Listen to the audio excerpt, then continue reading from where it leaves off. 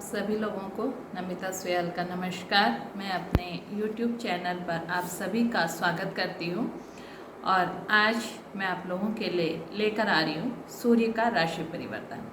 15 जून 2022 को सूर्य राशि परिवर्तन कर रहे हैं।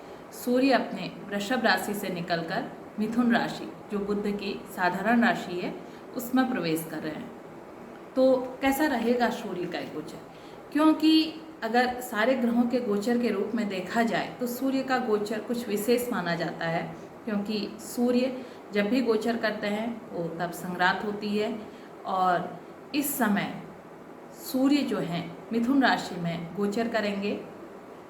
2 जुलाई के आसपास बुध भी वहाँ पर आ जाएंगे। तो हमारे मेष से लेकर मीन राशि तक कैसा इनका गोचर रहेगा, क्योंकि सूर्य क्या है, ग्रहों के राजा हैं, हमारे आत्मविश्वास के कारक हैं, आत्मा के कारक हैं। सूर्य पिता के कारक हैं, सूर्य सत्ता के कारक हैं, सूर्य राजसुख के कारक हैं और सूर्य सरकारी नौकरी के भी कारक हैं। हमारे शरीर में सूर्य आँखों की रोशनी के प्रबल कारक हैं। तो जब ये सभी चीज़ों के इतने कारक हैं तो इनका गोचर हमारे जीवन पर, हमारे प्रभाव पर कैसा पड़ेगा?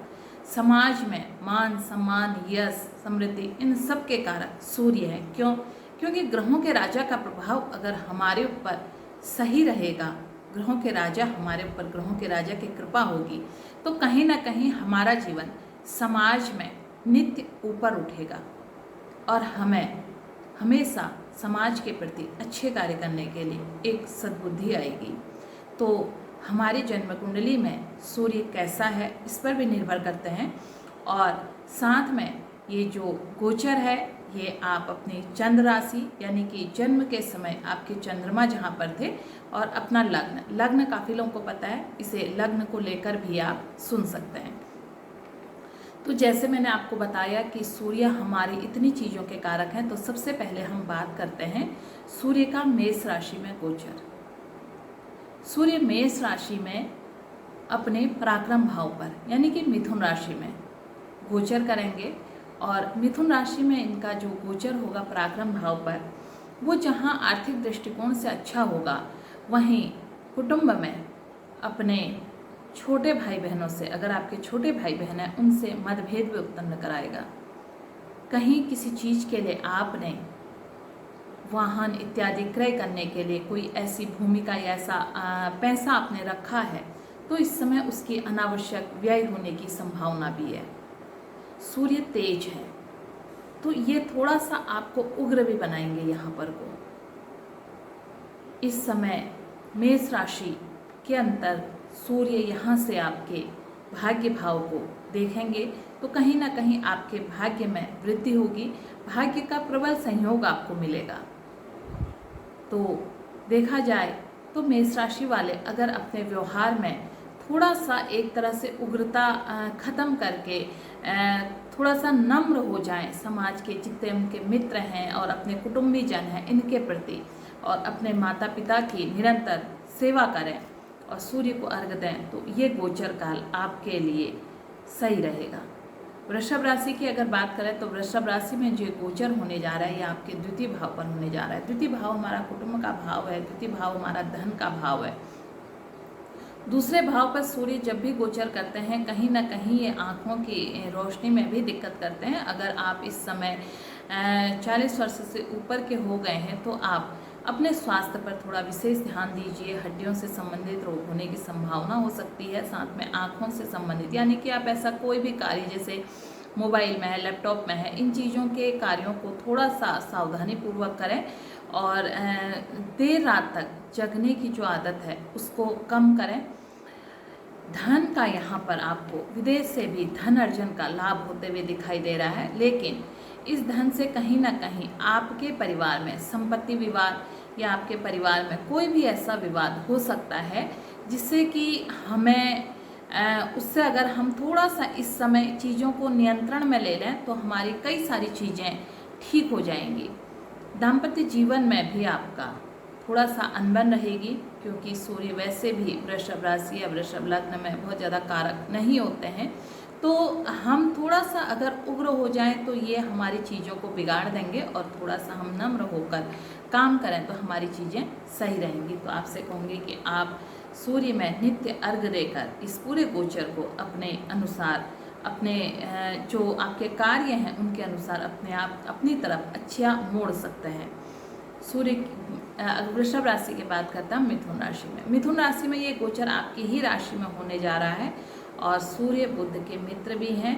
ये एक चीज़ की दिक्कत आपको अवश्य देंगे, आपके सप्तम भाव आपका जीवन साथी का घर है, क्योंकि सूर्य आपके व्यक्तित्व में आ गया है। तो सूर्य जब व्यक्तित्व में आ जाते हैं तो ये थोड़ा सा स्वभाव में अहंकार भी ले आते हैं, और जब स्वभाव में अहंकार आता है तो कहीं ना कहीं हमारे रिश्तों में खटास आती है, और रिश्तों में खटास सबसे पहले जो हमारा दाम्पत्य जीवन है उस पर उसका प्रभाव दिखाई देता है। धन के मामले में आपको कहीं कोई दिक्कत नहीं होगी, और कहीं नई नौकरी के लिए आपने अप्लाई किया है या नई नौकरी आप देना चाह रहे हैं तो वहाँ पर भी आपको इसका लाभ होगा। सरकारी नौकरी में कहीं इंटरव्यू इत्यादि, या किसी कोई मल्टीनेशनल कंपनी में भी आप इंटरव्यू इत्यादि देने जाते हैं तो वहाँ भी आपको इसमें सफलता मिलती हुई प्रतीत हो रही है।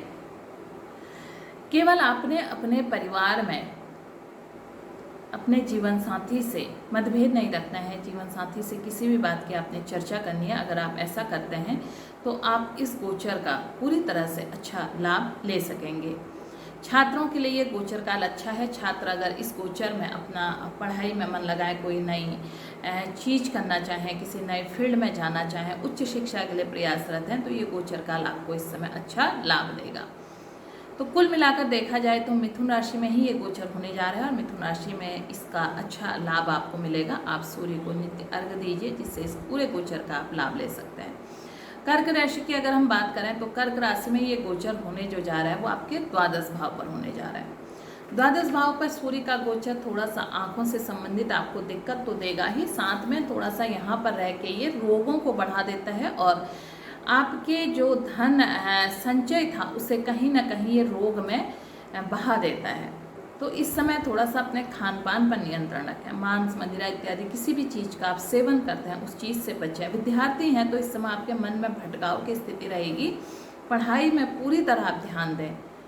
इसके अलावा कहीं घूमने फिरने इत्यादि आप जा रहे हैं तो वाहन चलाते समय बहुत सावधानी बरतें, क्योंकि इस समय आपके चोट चपेट दुर्घटना इत्यादि आदि के भी आपके जो हैं चांस बने हुए हैं। इन चीज़ों से अगर आप अनावश्यक स्टंट वगैरह दिखाएंगे नहीं तो ये चीज़ों से आप बच सकते हैं।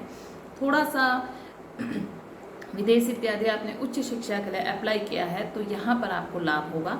आप विदेश जाना चाहते हैं या आपका वीज़ा नहीं बन रहा था तो ये सब चीज़ें, आपके सारे कार्य यहाँ पर आप कर डालिए, सारे कार्य आपको आपके हो जाएंगे।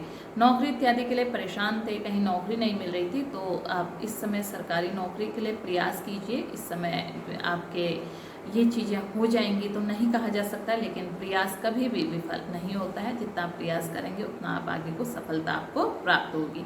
लेकिन इस समय जब सूर्य का द्वादश भाव में गोचर होता है तो अन्य लोगों से आपको जो मेहनत करनी पड़ती है वो अधिक करनी पड़ती है। सूर्य का व्यय भाव में गोचर बहुत ज़्यादा अच्छा नहीं देखा जाता है। सूर्य की आराधना कीजिए, आदित्य हृदय स्तोत्र का पाठ कीजिए, सूर्य में नित्य अर्घ दीजिए।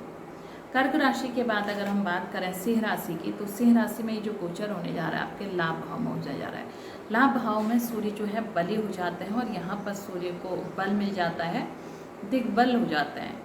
तो कहीं ना कहीं अगर आप कहीं कोई प्रॉपर्टी इत्यादि लेना चाह रहे हैं, विक्रय करना चाह रहे हैं, क्रय करना चाह रहे हैं, तो यहाँ आपको ये लाभ देंगे।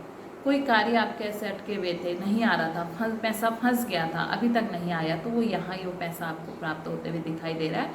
संतान से थोड़ा सा आपका मनमुटाव चलेगा, संतान से बिल्कुल भी मनमुटाव मत कीजिए और अपने माता पिता का हमेशा सम्मान कीजिए, उनको पूरा आदर दीजिए। पिता की तरफ से भी आपको कहीं ना कहीं इस समय लाभ होगा और आपकी वजह से भी आपके पिता को लाभ होते हुए दिखाई दे रहा है। सिंह राशि के बाद आपके इनके पंचम भाव में जो दृष्टि पड़ रही है, कहीं अगर आप संतान को लेकर परेशान थे, संतान की नौकरी नहीं लग रही थी, उससे चिंताग्रस्त थे, तो यहाँ पर आपको संतान के लिए अच्छी नौकरी या उससे शुभ समाचार सुनने को आपको प्राप्त होंगे। तो सिंह राशि वालों के लिए देखा जाए गोचर लाभ भाव में ये गोचर अति उत्तम है। इसका और लाभ लेने के लिए आप सूर्य को नित्य अर्घ दीजिए। कन्या राशि की अगर बात करें तो कन्या राशि में जो गोचर होने जा रहा है, ये गोचर होने जा रहा है दसम भाव में, और कुछ समय के बाद बुध भी यहीं पर आ जाएंगे। बुध और सूर्य इस भाव में दिग्बली हो जाते हैं। तो कन्या राशि के लिए ये गोचर अति उत्तम है। नौकरी के लिए परेशान थे तो इस गोचर में आप प्रयास कीजिए, वो नौकरी आपको मिल जाएगी। छात्रों के पढ़ाई के लिए बहुत अच्छा है। कहीं व्यापार करना चाहते हैं, व्यापार के लिए अच्छा है। नया निवेश करना चाहते हैं, निवेश के लिए अच्छा है। राज सत्ता के साथ जुड़कर कार्य करना चाहते हैं, वो भी अच्छा है। और कहीं आप सत्ता पक्ष से जुड़े हैं तो आपको कहीं ना कहीं एक अच्छा मान, पद, प्रतिष्ठा प्राप्त होगी। और इस गोचर काल में आपके द्वारा ऐसे कार्य किए जाएंगे जिससे आपको समाज में विशेष प्रतिष्ठा, विशेष आपका नाम होगा। तो खास तौर पर विपरीत से आपको, वो चाहे स्त्री हो या चाहे पुरुष हो, विशेष लाभ मिलेगा। तो वृष के साथ जुड़कर आप जो भी कार्य करना चाहते हैं उसे कर लीजिए, क्योंकि ये गोचर आपको समाज में इस समय मान सम्मान या सब कुछ दिलवाएगा। दसम भाव में सूर्य का गोचर बहुत अच्छा माना जाता है। ये राजसत्ता के यहाँ पर कारक होते हैं। शासन प्रशासन में अगर आप कहीं भी जुड़े हैं तो इस समय आप जो भी निर्णय लेंगे आपके निर्णय सर्वमान्य होंगे और हर कोई इस समय आपकी बात मानने के लिए, चाहे वो कितने ही ऊंचे पदों पर हो, वो आपकी बात सुनेंगे और आपकी बात मानेंगे। तो कुल मिलाकर देखा जाए कन्या राशि के लिए ये सूर्य का इस समय का गोचर बेहद उत्तम है। इसे और अच्छा अपने पक्ष में और बेहतर करने के लिए आप सूर्य को नित्य अर्घ्य दीजिए। तुला राशि की अगर हम बात करें, तुला राशि में सूर्य का गोचर आपके भाग्य भाव में हुआ है। भाग्य भाव में सूर्य का गोचर अच्छा माना जाता है, क्योंकि यहाँ के भी भाग्य के भी सूर्य कारक माने जाते हैं। भाग्य में जब इनका गोचर होता है तो ये अपने पराक्रम भाव को देखता है। पराक्रम में ये जब भी देखते हैं तो ये आपके पराक्रम में वृद्धि करते हैं। थोड़ी सी उग्रता जरूर देते हैं, क्योंकि सूर्य जहाँ देखते हैं वहाँ थोड़ा सा उग्रता पैदा कर देते हैं। उग्र होंगे तो कहीं ना कहीं अपने परिवार में आप छोटे भाई बहनों से अपने संबंधों को बिगाड़ लेंगे।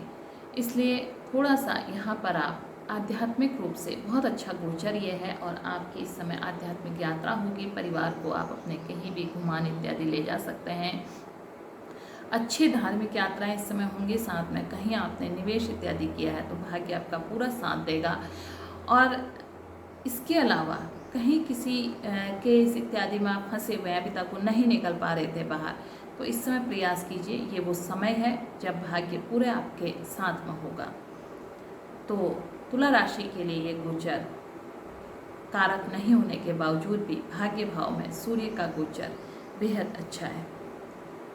हम बात करें अगर इसके बाद वृश्चिक राशि का, वृश्चिक राशि में ये गोचर होने जा रहा है, ये अष्टम भाव में गोचर है। सूर्य का अष्टम का गोचर बहुत अच्छा नहीं माना जाता है। ये कहीं ना कहीं हमें पेट से संबंधित और हृदय से संबंधित यहाँ पर शिकायत देते हैं। सूर्य अगर इस समय अष्टम भाव में आपके गोचर कर रहे हैं तो आपको खाने पीने में पूरी तरह सावधानी रखनी चाहिए। अनावश्यक तला भुना खाने से बचना चाहिए और वाहन इत्यादि चलाते समय अनावश्यक स्टंट नहीं दिखाने चाहिए, क्योंकि इस समय आपके दुर्घटना इत्यादि के भी योग बने हुए हैं। तो पूरी तरह सावधानी पूर्वक आप इस गोचर को निकालिए। घर परिवार में विवाद होने की संभावनाएं भी हैं। किसी भी तरह बिना सोचे समझे किसी को भी इस गोचर काल में आप धन उधार मत दीजिए, क्योंकि यहाँ आपने अगर धन उधार दिया तो ये धन आपका फंस जाएगा। तो कहीं ना कहीं ये गोचर आपके लिए बहुत अच्छा तो नहीं है, फिर भी इसका आपकी लग्न कुंडली में सूर्य कहाँ पर है उससे भी प्रभाव पड़ता है।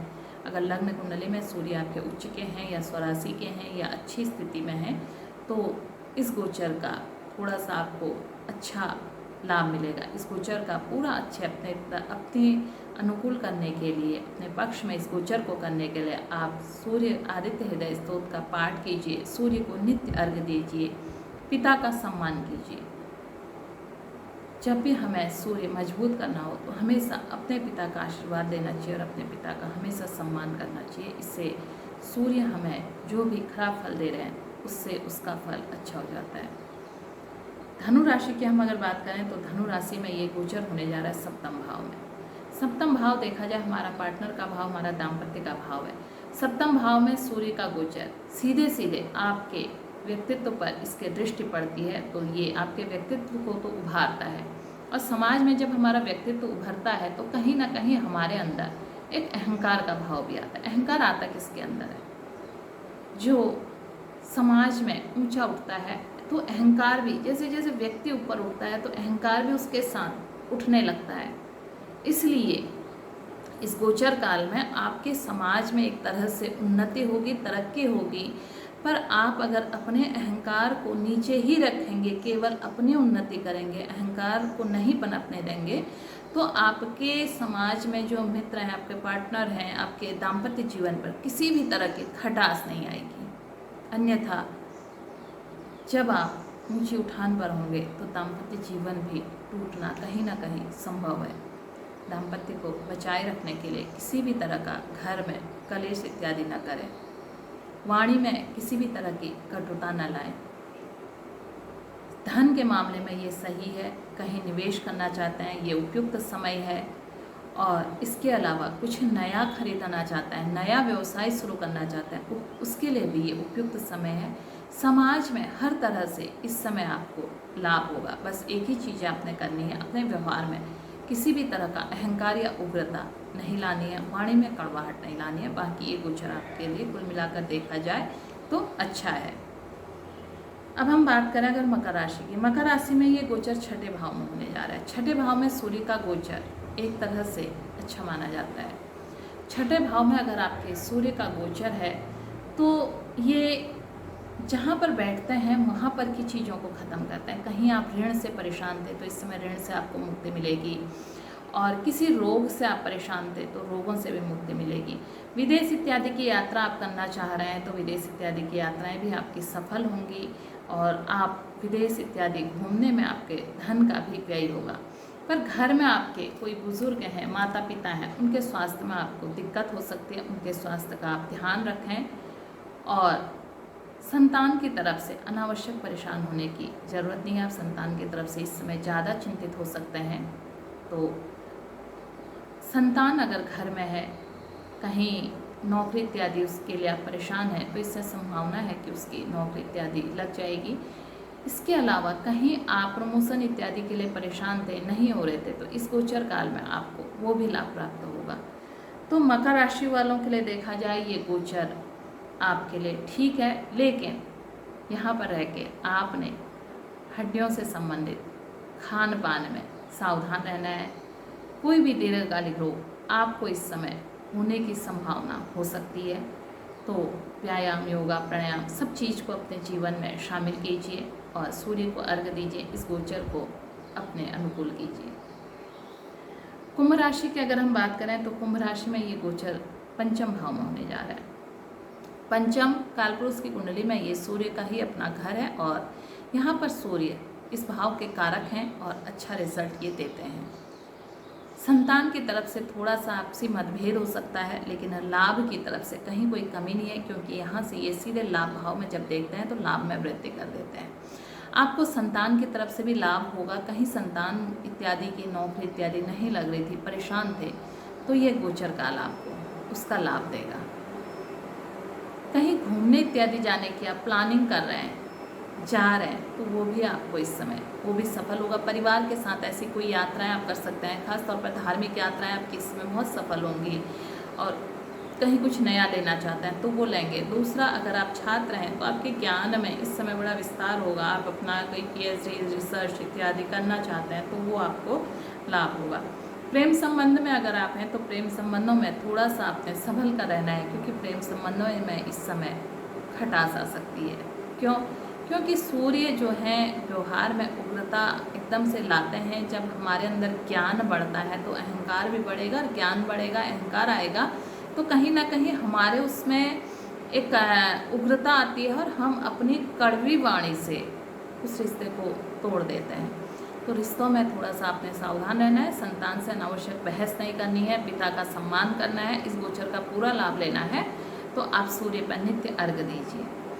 इसके बाद अगर हम बात करें मीन राशि की, मीन राशि में जो गोचर होने जा रहा है चतुर्थ भाव में होने जा रहा है। चतुर्थ भाव में अगर सूर्य का गोचर है तो ये आपके घर के जो भौतिक सुख हैं उनमें तो ये वृद्धि करेंगे, लेकिन घर में ये कलह उत्पन्न करेंगे। आप सारा बाहर से अच्छा कार्य करके आएंगे, सब कुछ अच्छा है, लेकिन जैसे ही घर में आएंगे तो आपके अंदर एक तरह से आपके उग्रता बढ़ेगी, और आप अनावश्यक कलह घर में करेंगे, जिससे कि घर में ही आपके शत्रु पैदा हो जाएंगे।